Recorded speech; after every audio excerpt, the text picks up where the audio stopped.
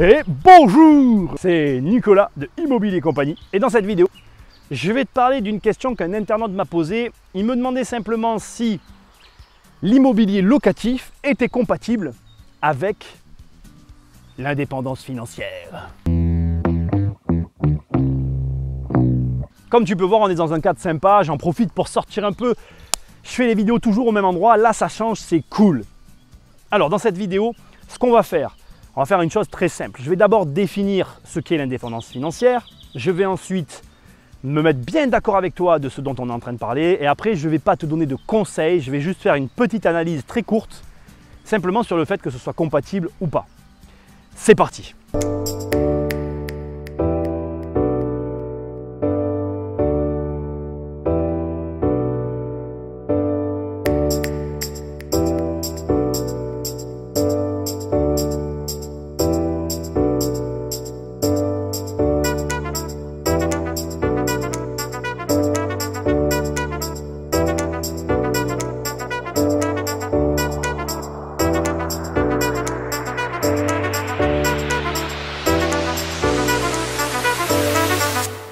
Alors l'indépendance financière telle qu'on la voit sur le web, telle qu'elle est décrite, c'est en clair, en gros, tu vas avoir des revenus, puis tu vas avoir un individu. Ces revenus vont être automatisés, donc entre les revenus et l'individu, il y a un système qui se met en place, une automatisation. Et finalement, ces revenus donc tirés vont aller à l'individu, ce qui lui permet d'encaisser de l'argent grâce à l'automatisation et il n'a pas besoin de fournir un énorme effort pour le faire. Alors ce qui est intéressant, c'est que pour moi ça s'appelle une rente, bon ils appellent ça une indépendance financière, je peux comprendre, hein. Je ne renie pas le mot indépendance financière. Quand je l'entends, et maintenant que je travaille sur le web, je me rends compte, enfin pour moi, l'indépendance financière elle est plutôt attachée au web parce que il est vrai qu'on ressent, en tout cas c'est mon ressenti, je peux me tromper mais ça serait intéressant que tu me donnes le tien. En tout cas en bossant sur le web, tu ressens cette possibilité, le fait que ça peut exister effectivement des revenus automatisés. Et le fait de ressentir ça, tu te dis ok, ça c'est intéressant, je peux le faire. Et du coup, ça te permet de te dire allez, comment je vais faire pour y arriver, tu vois le truc. Et dans ma tête, c'est vraiment lié à Internet. Alors que la rente, elle est vraiment plus liée à des business en dur. Pourquoi? Parce que un point qui va être intéressant pour toi, tu vois, c'est que j'entends des mecs, des fois, je tombe sur des vidéos comme tout le monde, tu vois, je suis aussi viewer, hein, ma foi. Je tombe sur des vidéos où des mecs te disent ouais, moi mon business sur Internet, il vaut tant, il vaut tant. Et en tout cas, de mon point de vue, je ne suis absolument pas d'accord avec eux. Mais alors pas du tout. Lorsque les mecs te donnent un montant de leur business Internet, pour moi c'est du pipeau. Parce que le business est rattaché à rien. Alors que justement la rente dans le dur, elle est rattachée à quelque chose. Il y a une double valeur. Il y a la rente et la valeur vénale. Et ça donne à l'investissement une mesure différente. Mais ça c'est mon point de vue, il est discutable et tu peux en discuter dans les commentaires. Mais revenons maintenant au fait que, est-ce que finalement ce revenu automatisé qu'on trouve sur le web peut être retranscrit à l'immobilier? Alors, la vidéo ne va pas durer très longtemps parce que finalement tu comprends bien que déjà là avec ce que je viens de te dire, je t'ai donné une partie de la réponse. Elle est évidente. Dans le web, c'est de la démat. Et cette dématérialisation te permet des largesses que la matérialisation ne te permet pas. C'est logique. Je t'ai déjà fait l'argumentaire, il est terminé, point à la ligne, allez, salut. Tu vois, je veux dire, à un moment donné, si tu as un problème sur un logement, il est physique et physiquement, tu peux ne pas t'y rendre. Tu peux choisir d'automatiser, ça sera ton choix. Mais sur le long terme, tu verras que ça va te poser des problèmes, malheureusement. Je ne vais pas rentrer dans les détails dans cette vidéo, mais c'est facile à comprendre. Je t'inviterai, je vais te mettre un lien ici ou là, je ne sais plus jamais où ça apparaît, mais je vais te mettre un lien vers, par exemple, l'effet Champs-Élysées, vidéo que j'ai faite il y a quelques temps. Ne serait-ce que ça, si ça t'arrive et que tu n'es pas là, tu ne vas pas le voir et tu vas perdre de l'argent. Alors tu peux me dire que ce n'est pas grave, après il y a plein de choses qui vont rentrer en ligne de compte et qui peuvent modérer mes propos et je peux l'entendre. Mais ce sur quoi je veux t'amener, ce sur quoi je veux mettre le doigt, c'est que ce côté des maths offre effectivement une largesse que tu n'auras jamais dans la matérialisation. Il y a un deuxième point hyper important pour moi encore dans cette analyse qui est très intéressante, j'ai mis du temps à faire cette vidéo, elle était compliquée pour moi à faire, j'ai dû la réfléchir, l'amener à maturation dans mon esprit. Je n'ai pas réussi à le conjuguer, tu peux me corriger si je me trompe. Mais la difficulté pour moi, c'était vraiment de te montrer que à un moment donné, en fait, j'arrivais pas à expliquer ce système, tu vois, de dire, dans mon esprit, ça me paraît possible, en fait, en immobilier, qu'il y ait finalement une certaine automatisation. Mais il y avait un mais qui venait que j'arrivais pas à traduire, et c'est cet aspect de matérialisation, les problèmes en dur que tu rencontre. Tu vois, par exemple, hier soir, il y a un locataire qui m'a téléphoné, il faut que je le gère aujourd'hui. Voilà, c'est des problèmes en dur que tu as et plus tu as de volume, plus tu as de problèmes.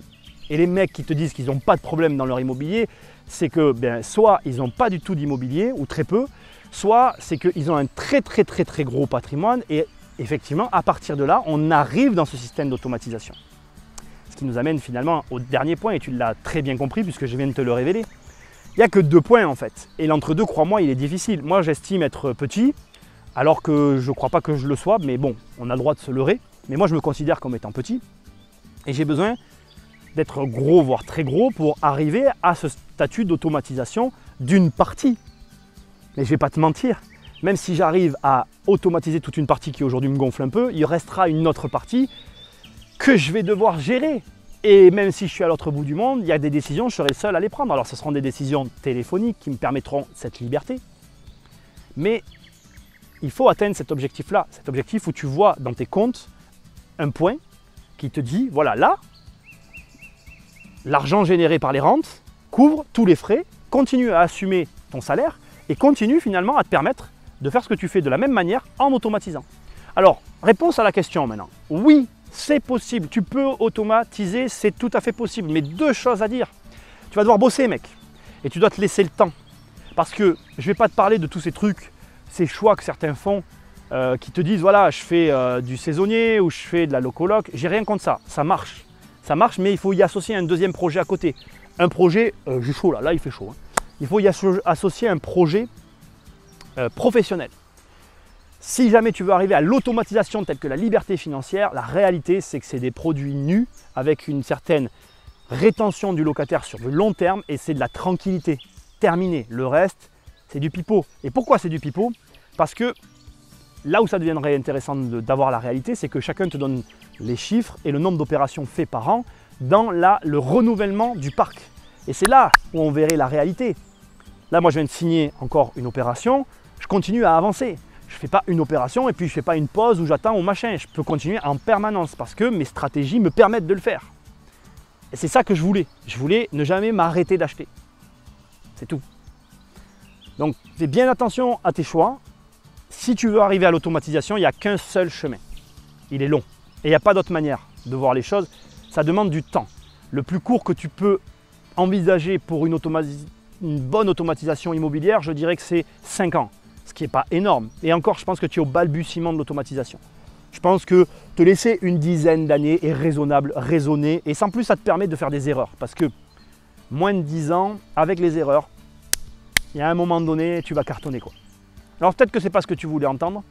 Peut-être que ce n'est pas comme ça que tu vois les choses. Tu peux me dire ce que tu penses dans les commentaires. Moi, en tout cas, c'est mon analyse, c'est mon retour d'expérience sur ma toute petite expérience immobilière. Donc moi, je dis que c'est possible. Je dis que ça l'est, mais pour moi, en tout cas, il n'y a qu'un seul vrai chemin. Les autres sont des chemins détournés, mais qui t'amènent à une impasse. Car dès l'instant où tu vas vouloir racheter, tu vas être bloqué. Ah, je suis désolé, c'est dit, c'est comme ça. Mais il y a quand même un dernier message d'espoir. Et on va finir là-dessus, parce que c'est ça qui compte. Le truc, c'est de te montrer qu'il y a des possibilités. L'entrepreneuriat et le web.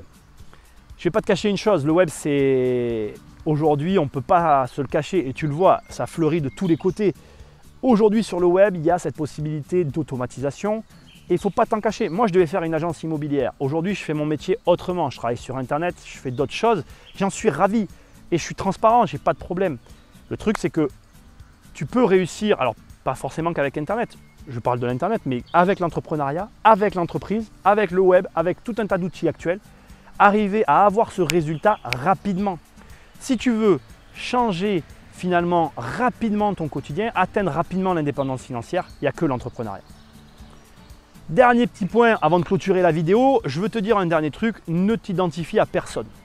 Pourquoi? Même pas à moi, à personne. Parce que il y a des éléments qui sont très compliqués à prendre en compte. D'abord, il y a le moment dans lequel tu te lances dans n'importe quelle activité. Moi, par exemple, dans l'immobilier, je me suis lancé au bon moment, avant la crise financière, bien avant la crise financière. Ça m'a permis de faire des opérations qui m'ont permis de galérer comme tout le monde un petit peu pendant la crise financière. Mais une fois que ça a été passé, ce que j'avais mis en place en amont, aujourd'hui, ça se retrouve en aval et ça me permet de continuer d'avancer plus vite, plus fort, plus loin, etc. Deuxièmement, la situation personnelle. J'avais fait une vidéo sur le point de départ qui signifiait que Si demain tu gagnes au loto et que tu te lances dans l'immobilier, tes résultats seront plus rapides que moi par exemple qui suis parti de moins quelque chose. Ou que toi qui as 0 et qui veut te lancer. Ou que la personne qui a eu un héritage.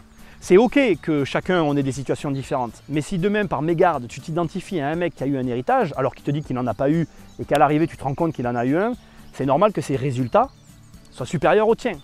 Et du coup, je ne voudrais pas que tu sois découragé parce que tu t'identifies à la mauvaise personne. L'idéal, c'est de t'identifier à personne. Tu regardes ta situation, tu fais au mieux de tes capacités et tu regardes simplement ce que d'autres font pour essayer tout simplement d'atteindre un autre objectif. C'est le meilleur conseil que je puisse te donner, même si j'avais dit que je ne donnais pas de conseils dans cette vidéo. Donc voilà, finalité de tout ça, c'est possible, mais ça demande du temps et du travail. Et je ne vois pas d'autre solution pour y arriver. J'espère que le cadre t'aura plu. N'hésite pas à me poser des questions, la page Facebook est là. Si tu veux, de toute façon, tu sauras où me contacter. Et moi, je te dis à très bientôt pour une prochaine vidéo. Et ma foi, je vais te dire un truc. Dernier petit truc. Un mensonge, finalement, pour moi. Parce que c'est un mensonge. Il y a un truc que les gens qui atteignent l'indépendance financière ne disent pas et qui est une vérité. Pour être indépendant financièrement, il faut bosser. Comme il faut bosser, il faut que tu sois un bosseur. Et comme tu es un bosseur, le jour où tu vas atteindre l'indépendance financière, bah, tu ne resteras pas à rien faire parce que sinon tu vas t'emmerder. Je sais de quoi je parle. Ciao. Non, tu t'en vas déjà? Investir, c'est plus fort que toi.